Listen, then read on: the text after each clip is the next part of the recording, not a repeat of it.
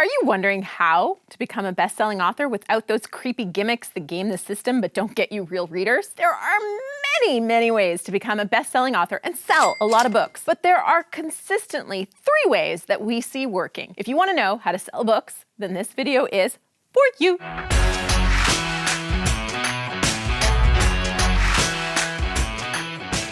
Hey there, I'm Julie the Book Broad from BookLaunchers. We're your professional self-publishing team helping you write, publish, and promote a nonfiction book that will impact your reader, grow your business, and make you money. Our superpower is caring more about you and your book. And what we do differently is we work incredibly hard to get your book into readers' hands when it's done. And the best part, you keep all rights and royalties and have full control over your book. Judging by the popularity of the video I put out called Best-Selling Book Guaranteed, this is a hot subject. You want to know how to become a bestseller. Well, first, you have to define bestseller for yourself, because if you're talking New York Times bestseller, you need to know the rules of the game and know that the rules of the game are more based on curation than actual sales. In other words, you need to be selected to be on that list as much as you need to sell a lot of books. So as a self-publishing author, you should probably not spend your time focusing on becoming a New York Times bestseller because it's extremely rare. Now, Wall Street Journal bestseller, that can happen. An Amazon bestseller, certainly. The Wall Street Journal uses the Nielsen Book Scan. Nielsen Book Scan is a data provider for the book publishing industry owned by the Nielsen Company. Book Scan compiles point-of-sale data for book sales. This is confusing, so I want to be even more clear. It's print sales, Amazon print sales, but only if you publish with Ingram, because Ingram reports back to Nielsen Book Scan. If you self-publish through Amazon, this is likely not included. So if you're going for the Wall Street Journal, you need to be set up with Ingram Spark for your Amazon print book sales. Got it?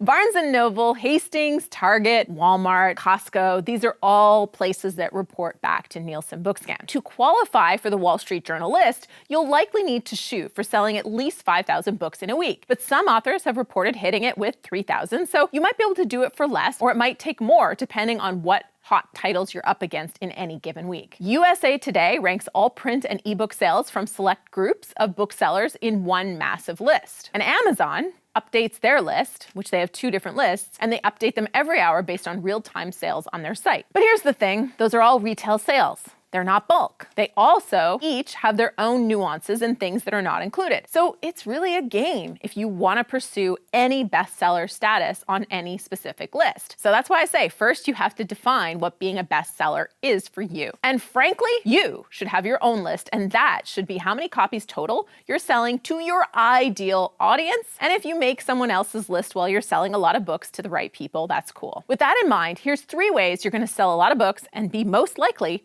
to hit a bestseller list. Number 1, your author platform. I was chatting with author Rachel Miller, and she said she sold more than 100,000 copies of her book, and she said it was totally to her platform, her current audience. Now, she's got a 7-figure audience, so it makes sense that she sold 100,000 books to them. But I've said this before, your author platform is the number 1 reason a traditional publisher will give you a book deal, because they know your audience is going to buy from you. Even a small but engaged audience can lead to a lot of book sales, like I talked about when I featured Jillian Gertzen in this video. Your author platform includes your newsletter list, your social media audience, YouTube, podcast, and even a speaking platform if you have it. Do you wait until you have a platform before you publish? If you don't have one already, I wouldn't let that hold you back, because a book is also a great way to grow a platform, and building a platform takes a lot of time and a lot of effort. So you could be waiting for years to actually launch your book. Now, how big does your platform have to be? That really depends on how engaged they are. Newsletter subscribers are definitely more engaged than social media followers, but people who attend a talk you give are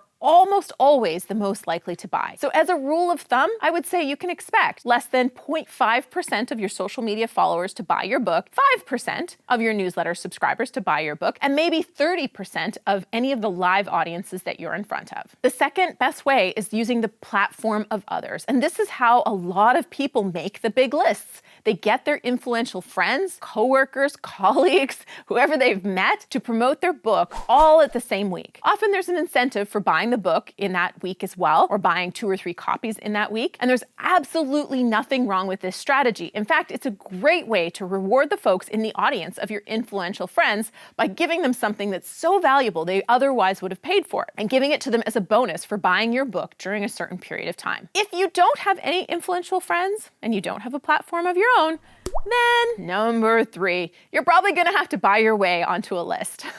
Now, this can literally be done by hiring a company that has an army of people all over the country that will go into the stores and buy your book. Rumor has it, as the article in Forbes says, which I'll link to in the description below, the cost of buying your way onto the New York Times bestselling list or the Wall Street Journal in 2013 was $100,000. And it's been known that some authors with deep pockets and the desire to be number 1 have done this. But you can also do this by buying your way there with a lot of paid promotions: Facebook, Google, Amazon, BookBub, banners, and more. If you have a smart marketing mind and a juicy budget, you can get those ads flowing and ramped up to cause enough sales to happen in a week so you can nail one of those bestseller lists. The big thing with the lists is coordinated timing of sales. Most of us will need to provide some sort of incentive to drive people to buy during a period of time in order to hit these lists. This takes a lot of effort, and it's why most people hire a book launch coordinator if they're really serious about making one of these lists. And it's why I think you should focus on selling books to your ideal reader and worry more about that and creating an awesome plan to do that and reach your ideal reader than worrying about these bestseller lists. But I know it sure can be fun to top the charts. Have you ever made one of these major lists? What worked for you? Or maybe you know someone who made one of these lists. What worked for them? Let's chat about it in the comments below. And when you comment the day a video is released, you'll be entered to win. Where's my swag? Thank you. Some sweet #NoBoringBooks swag like this mug or this oh so soft journal. New videos every Tuesday and Friday, so make sure you're the first to know about them by subscribing to the channel and turning the notifications on. You're fun. Let's hang out more, shall we? Here's my take on why social media doesn't actually sell books. And if that's not your jam, then you should watch this one with Jillian Gertzen on how to sell a lot of books with a small audience. All right, I'm waiting for you. I'll see you there.